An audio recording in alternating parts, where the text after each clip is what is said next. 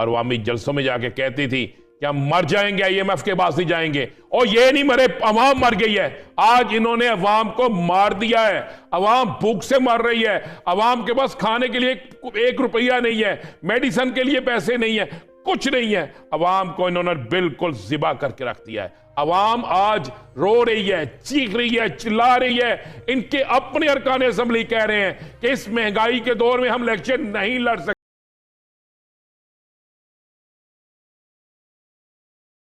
सी ऐसी चीज आ गई थी कि सुबह सुबह एक शख्स टीवी पे आता है जिसको देख के सब डर जाते हैं कि आप कुछ होने लगा है, और उसने आते सारे बड़ा ऐलान किया कि जनाब 35 रुपए लीटर मजबूरन बढ़ाना पड़ रहा है, और ये अगले हफ्ते कहेंगे, फिर ये अगले हफ्ते या 15 दिन बाद 35 रुपए और बढ़ाने पड़ रहे हैं। अब तो इन पे ये भी यकीन नहीं है। यासर साहब, मैं जरा प्रोड्यूसर साहब से पहले कहूंगा, मेरी बात अगली शुरू करने से पहले जरा वो फुटेज तो दिखाएं कि अवाम भूख से मर रही है, अवाम पेट्रोल पर महंगा होने पर मातम कर रही है, और ये क्या कर रहे हैं? ये मरियम साहिबा इसाक डार साहब को मिठाई खिला रही हैं।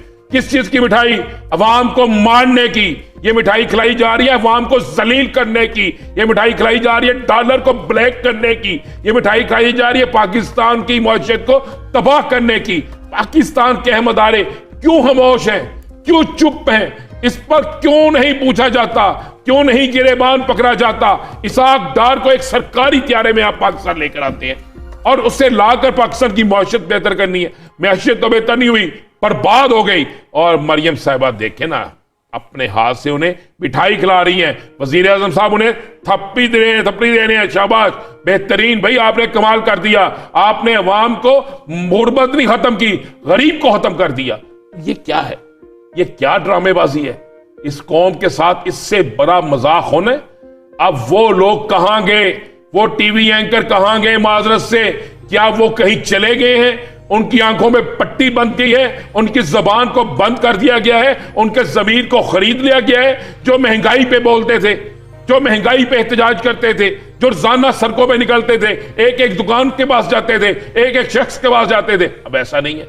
क्या आपको लाहौर में पेट्रोल नजर आ रहा है? इस्लामाबाद में पेट्रोल नजर आ रहा है? महंगा होने के बावजूद पेट्रोल नहीं मिल रहा। ये इससे बड़ी इस कौम के साथ ज्यादती क्या होगी?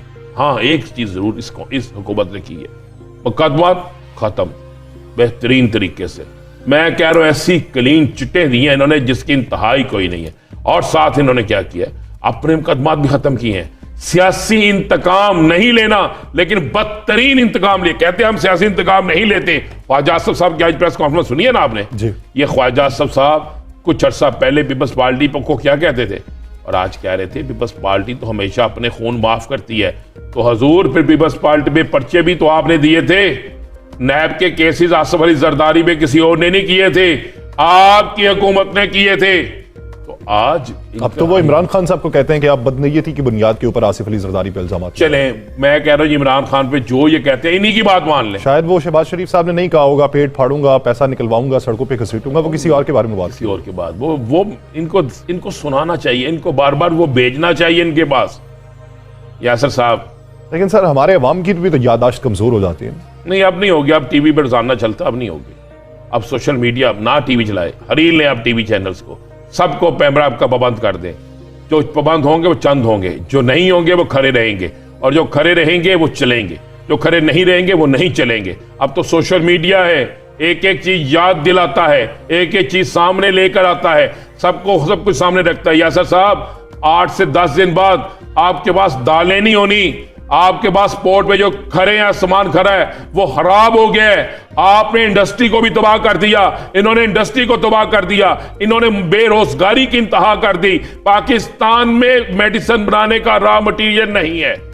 पाकिस्तान के अंदर आने वाले दिनों में कहत होगा, अल्लाह ना करे ऐसा हो। लेकिन इनको क्या?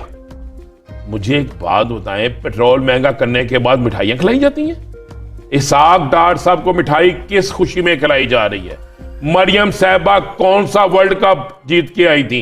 मरियम साहिबा कौन से खजाने लेकर आई थी कि उनका इस्तकबाल किया जा रहा है? इसाक डार साहब को मिठाई खिलाई जा रही है, और सब पीछे देखें, आप देखें, सब हाथ बांध के खड़े हैं कि मलका साहिबा आ गई, बादशाह सलामत मौजूद है, और हम जनाब हम बिल्कुल कुछ नहीं होता, वो जो मर्जी कर देंगे। क्या ये किस चीज की मिठाई खिलाई जा रही है? ये मिठाई खिलाई जा रही है वाम के मुंह पे तमाचा मारने की। ये मिठाई खिलाई जा रही है वाम को जलील और रुस्वा करने की।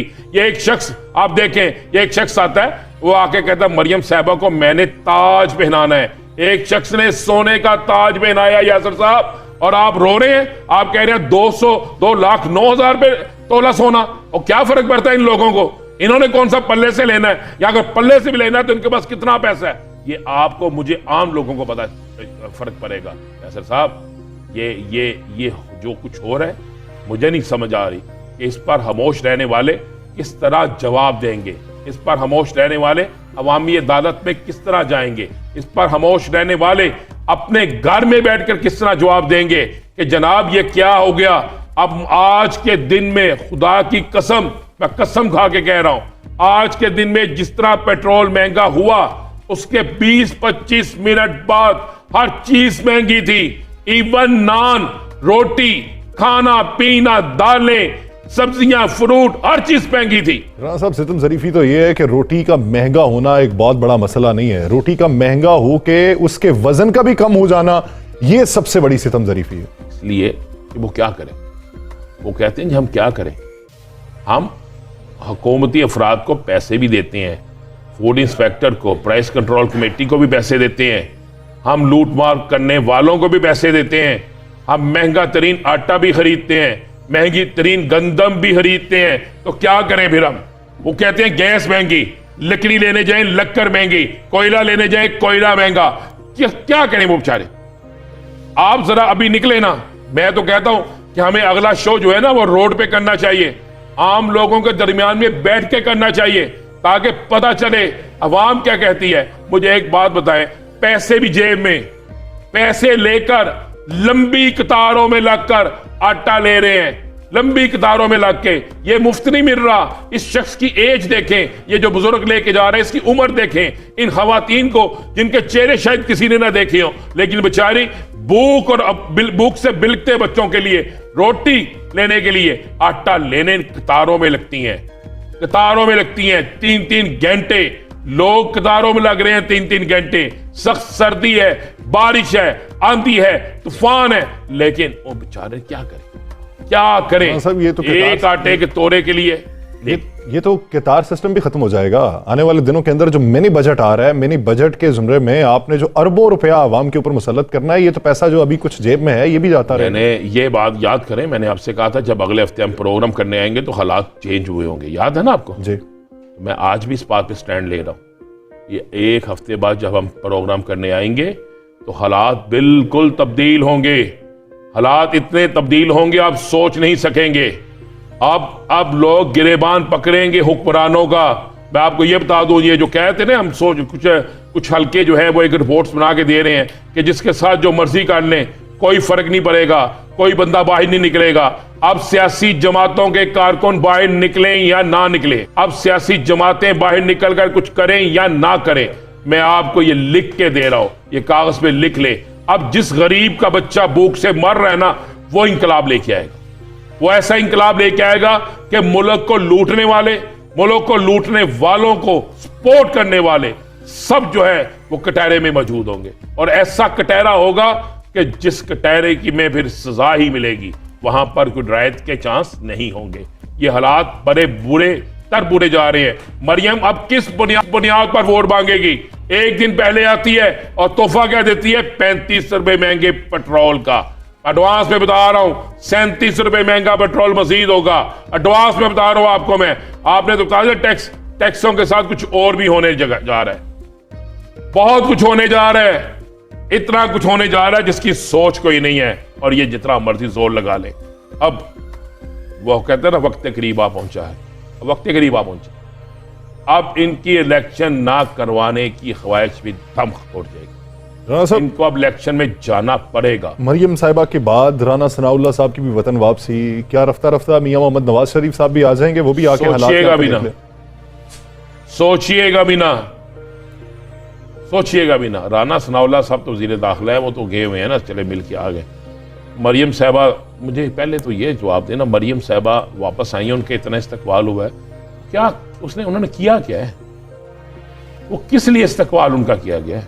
वो सियासत की ट्रेनिंग 3 से 4 माह लेके आई हैं अपने वालिद के। सियासत की ट्रेनिंग लेके आई हैं, इस मुल्क के अवाम को खत्म करने के लिए आई हैं। सियासत की ट्रेनिंग लेकर आई हैं या इस मुल्क पर IMF का बम गिराने के लिए आई हैं? सियासत की ट्रेनिंग लेकर आई हैं या गुर्बत की बजाय गरीब को खत्म करने आई हैं? सियासत की ट्रेनिंग लेकर आई हैं या मुल्क के अंदर एक सियासी इंतशार पैदा करने के लिए आई हैं? क्या करने के लिए आई हैं ये देखें ना आप। ये अब राना सनाउल्लाह साहब